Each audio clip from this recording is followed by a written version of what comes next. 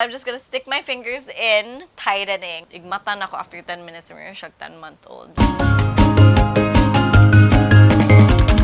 Hey Bayhanas, it's me Isa, and today, I'm giving myself a vajacial. First things first, a vajacial is a facial on your vagina. Kay dili mga lubot ug naong ang hamis karong panahon na pati na sad atong mga taler. Valentine's sa baya, guys. Dapat labas. Hanon baya ni? Go for gold. Vajacials are actually pretty common sa gawas. But here's the Philippines, specifically sa Cebu, it is not available. But I also learned that women can actually perform vajacials on themselves.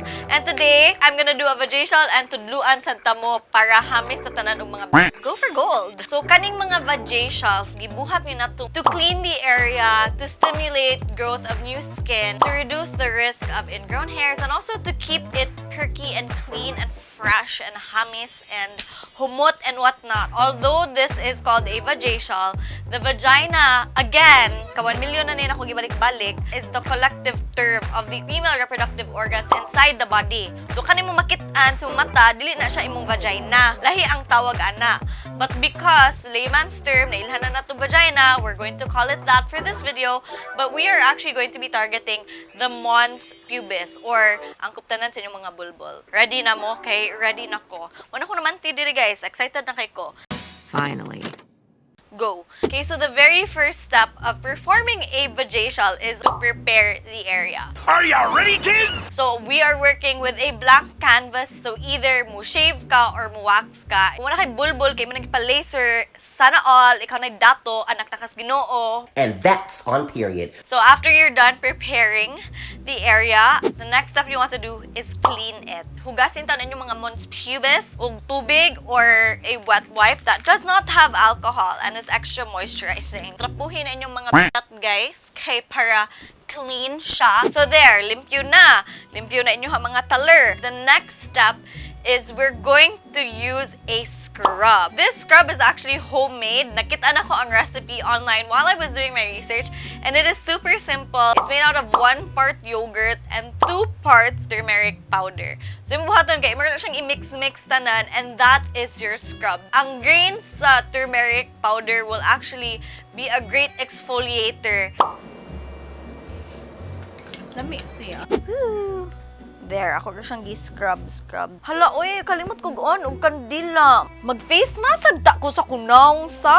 Gikan kog kupot sa kong taler ni kumo kupot ko sa kunaw kaatay. Honestly, it's really like doing skincare sa imong taler instead of your face. So, nagyapon siya pa exfoliate to loosen the dead skin and para stimulate, charga na ko anada. Growth of new skin cells para fresh siya. Ayaw in town ni siya idasok diretso sa inyo ha. Dili na siya dira dapita ha sa ibabaw rata. Once you're done with that, pwede ninyong hugasan and then let's proceed to the next step. The next step is to tweeze, pang-ibton ang mga stray nga bulbul nga nahabilin dira dapita sama sa ako ang stray hair nga nabilin sa akong bugan. Napoy bulbul nagsimang uy. Bahala na mo dira kung mo gamit mo og tweezers nga yung gigamit sa yung kilay, ninyo sa gamit sa yung ilok, ninyo sa gamiton sa yung bahala mo, di ko mo judge. YOLO, no regrets. The next step is mag-add ta og mask. A cream mask to be specific. Because gikan beta naglugod-lugod. Char, skincare expert. I'm just gonna take a handful or a scoop full of this cream mask. So I'm just spreading it evenly until dry, and then to wipe it off with a warm cloth. So the next step is to use a V mask or a clay mask. I'm using a clay mask and scrub nga naa na nako daan sa balay kay di na ko ganang gasto. So I'm just gonna follow the instructions and then let's see how I like it. This is supposed to be exfoliating and pore tightening. I'm just gonna stick my fingers in and I'm just gonna put an even layer and then let it sit for around 10 minutes. Mag-nap ko. Igmata na ko after 10 minutes. We're siyag 10-month-old. So, na fetus.